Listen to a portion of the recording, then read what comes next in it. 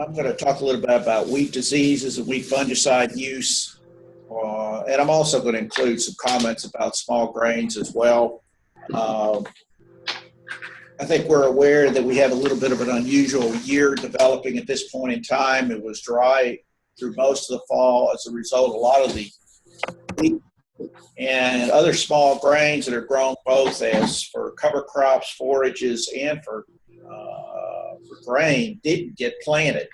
Or if they didn't get planted until the end of November and into December. So we've got a little unusual situation this year in that the crop, such as it is going to be very late, which when you talk about diseases is actually a bit of a positive in that not having the winter cover, game food, and some of the forage plots out there, which are usually planted maybe even as early as late September into early October, can serve as an inoculum source for foliar diseases as well as viruses in small grains, and they're basically not there. So in all likelihood, we've got less inoculum pressure going into this year than maybe we've had in the recent past. So that's, from that standpoint, that's actually a positive, because some of these other crops do serve a source, particularly for rust diseases. Now, of course, depending on what the weather does from now into early April will determine really whether or not we have some serious problems or not. If the weather stays cold as it was this week, that'll pretty well shut down all the diseases that we might be concerned with that could develop over the winter. If it gets wet out, particularly if it warms up a bit and stays wet, under those circumstances, we're more likely to see more disease activity in wheat and other small grains. So we just have to wait and see what the weather does from now on out as to how much inoculum pressure we're going to run into.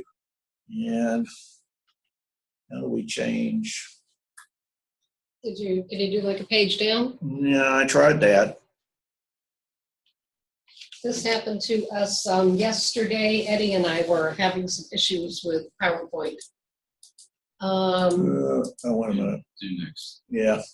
Let's try that. There we go. Hopefully we'll have to work our way through it. Yeah. All right. As far as rust diseases are concerned, there are three primary rusts in wheat, and we see some similar rusts in other small grains as well. Leaf rust, the image at the top, is definitely the most common rust disease that we see on wheat. We see very similar diseases on barley and oats as well. They can get established on wheat in the wintertime, but develop very rapidly in late winter and early spring under the right weather conditions. We almost never see stem rust. It's only shown up a few times in years past. Yellow or stripe rust does show up some in the Tennessee Valley. Don't really see it anywhere else in the state very often. It is very variety specific, and at least over the last few years in rating plots, it's very variety specific, and most of our commercial varieties really do not have serious issues with yellow rust. So the main one is that we're concerned about is leaf rust, and it's fully capable of reducing yields when it's not controlled on a susceptible variety by up to 50%. In recent years, we've done some work on oats with crown rust, and on oats, for example, that yield loss can approach 100% given the right circumstances. So normally we're really looking for a rust in mid to late March, and it develops rapidly from that point on. As I said before, wet weather does bring it or accelerate the development of rust. And as far as the state is concerned, and this is true with foliar diseases in general, is that they're more you tend to see more issues with them, and they're much more severe the closer you get to the coast. And then they tend to be less of an issue as you go further north, particularly in the Tennessee Valley. Most of the varieties do differ in their reaction to rust, although most of the ones we have in the market are not particularly susceptible. And one of the problems in managing diseases of the rust diseases is we're always using resistance as a really effective tool for managing these diseases. But over time, the genes, you develop races of the rust fungi that can defeat the genes that are available in many of our varieties. And in other parts of the world, that is happening with stem rust. Bloom blotch and septoria leaf blotch are two other diseases that we run into a good deal in the state of Alabama on wheat. I don't think they have the potential to reduce yields as much as rust does, but they can look ugly, and you can have a lot of damage, particularly from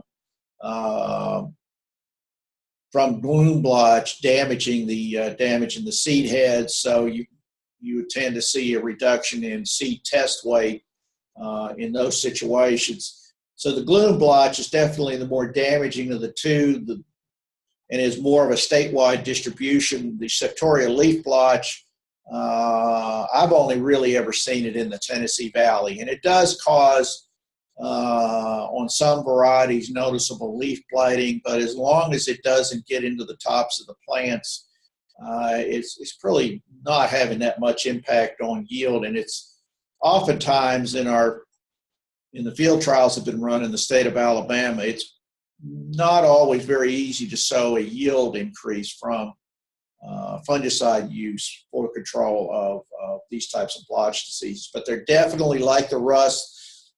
They are rainfall driven, so when we have a lot of wet, mild weather in mid-March on through the 1st of May, it's really going to push those diseases to develop.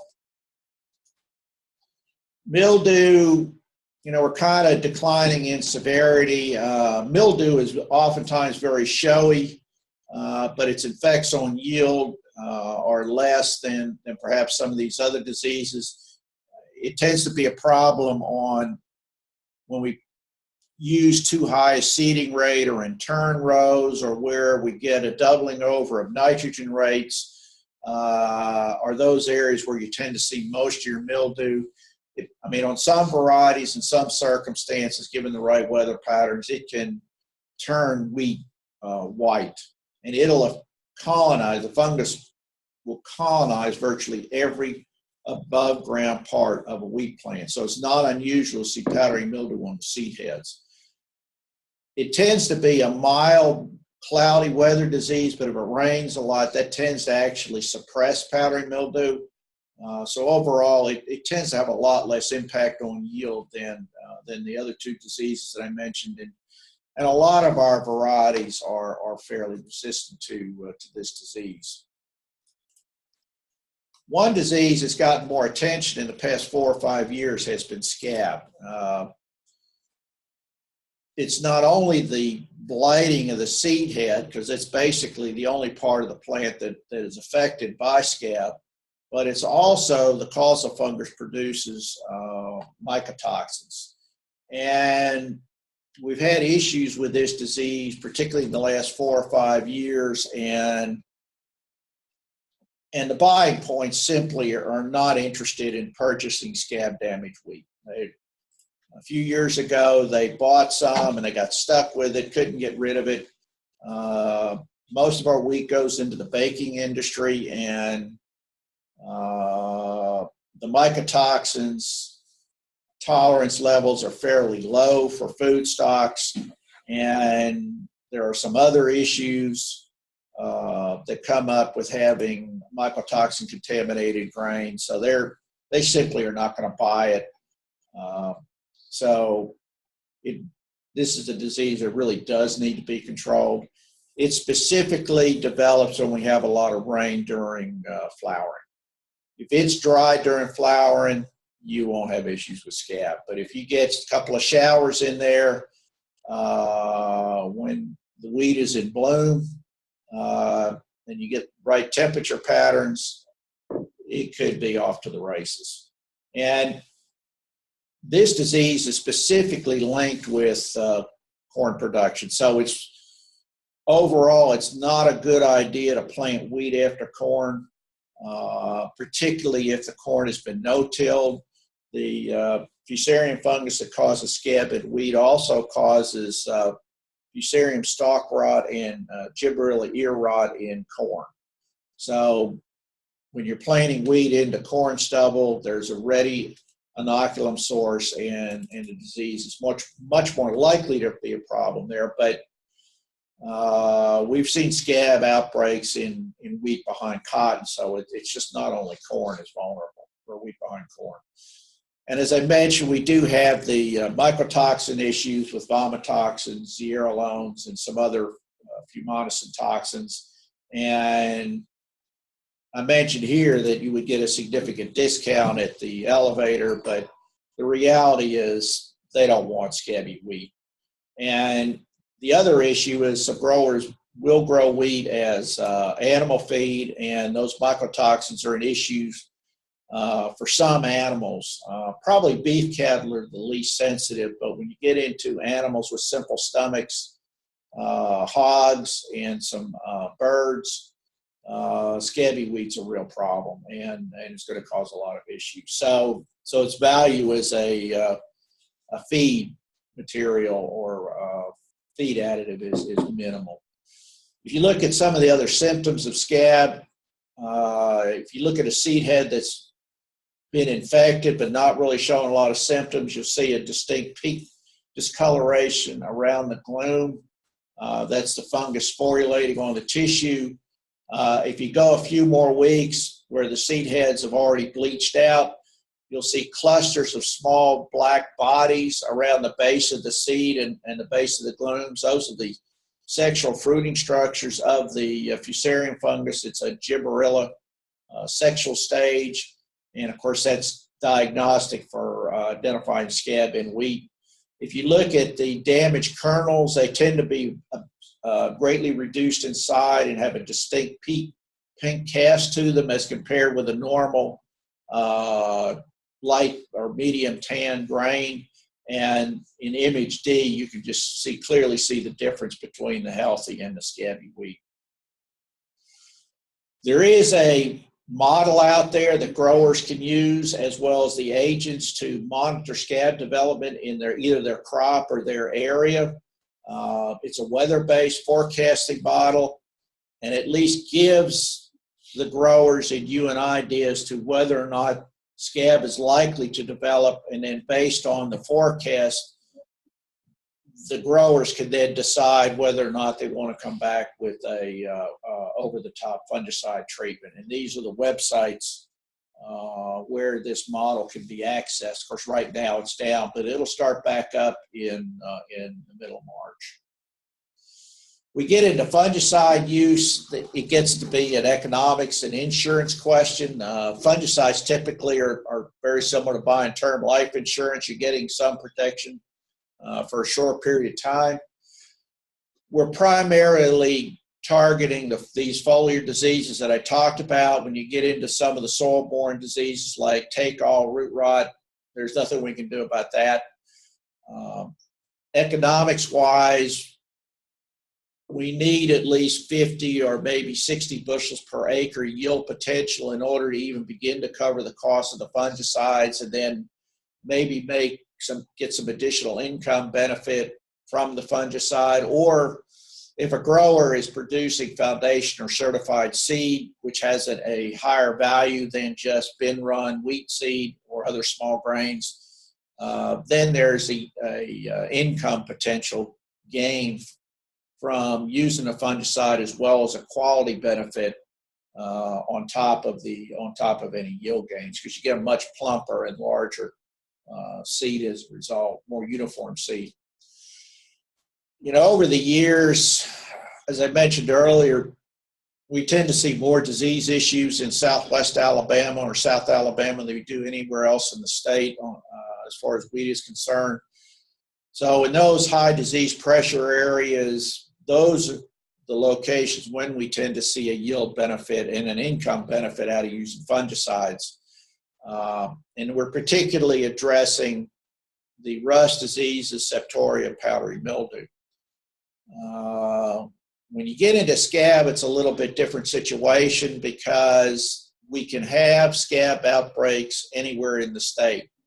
In the past, they used to think and used to have more issues, it seemed like, with it in the Tennessee Valley, but in the last 3 or 4 years, we've had severe scab outbreaks down, for example, in Baldwin County. So the disease does have a statewide distribution, and it doesn't matter where it develops. It's going to cause the same issues with poor grain quality and the mycotoxin contamination. So for scab issues, if the risk is high, regardless of where you are in the state, you may need to spray. So we like to see folks scout fields, several locations in each field to monitor the foliar disease that we talked about. Monitor weather patterns, because the wetter it is, warmer it is, the more likely you are to have disease issues. There are a lot of fungicides in the marketplace, so growers need to look at what their disease spectrum is, how much cost they want to put into the crop, and make an appropriate fungicide decision. There are generics out there that are relatively inexpensive and will provide adequate control in moderate disease pressure situations, but they're also, particularly in some of the name brand products, are the go-to materials when you're under high disease pressure. And growers, particularly if they scout, have the option of coming with 1 or 2 applications. And this is just a listing of all the products that are available for use on small grains. Just about, or in fact, all of them are labeled for use on wheat. When you get into barley, oats, and triticale, you gotta pick and choose a little bit because some of them are labeled, some of them are not. And when you're dealing with a food and feed crop, you do have to make sure that the product is registered specifically for that crop, and not just assume because it's a small grain that you can apply it to whatever crop you want to. Very quickly, I'm just going to touch on barley yellow dwarf. I'm sure Kathy's going to talk a little bit more about aphid management, so I'm going to leave all that to her, but it is an aphid transmitted virus disease, green bug being the primary vector, but there's probably more, and a lot more, and probably with the conditions we've had this year, it's going to be less of a problem. And it's mainly, we can avoid the problem with early planting and some insecticide programs. So basically that's all I had to go over today. And if there's anything that I need to address, let me know, drop me an email, and we'll try and get the information out. Thank you. I got a question for you, and Brandon may have some later. I run into this with the insecticides, because it's lots of times people can't afford to be scouting their wheat, because especially with the prices the way they are. If you can only put a fungicide on once in North, Central, and South Alabama, when would you put that fungicide on? If we're not talking about scab, when the flag leaf is fully emerged, because we want to, the most important thing is that the flag leaf stay intact as long as possible. Okay, so that's going to be key right there. Yes. In your mind. And then if weather conditions are right and they can use the forecast rather than scouting. Right, with the scab, you've got to do that one, but that's a much later spray. Yeah, with the scab, you're going to have to use the, you either base it on weather patterns and cropping history, or you can use the weather-based model as a means of determining whether or not you want to go ahead and apply fungicide, because when you deal with scab, you are dealing with name brand products. Mm-hmm. And probably Prosero is the preferred material at this point in time, Carumba being the other one. And so, and those are expensive treatments and really only need to be used in situations where they're more than likely the grower's going to see a quality and a yield benefit.